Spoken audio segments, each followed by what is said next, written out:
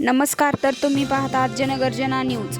विचार करा, व्हेंटिलेटर हे अत्यंत संवेदनशील उपकरण आहे, ज्याचे तापमान आणि दाब दर मिनिटाला तपासणे बंधनकारक असते.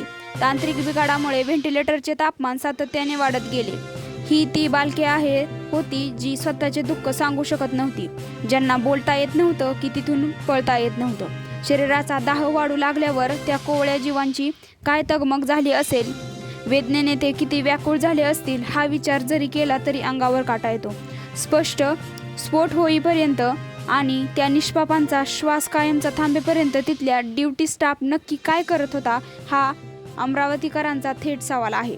गत सोमवारी पहाटे अख्खी अमरावती गाढ झोपेत असताना जिल्हा स्त्री रुग्णालय डफरीन येथील नवजात शिशु अतिदक्षता विभागात एकाकी मोठा आवाज झाला.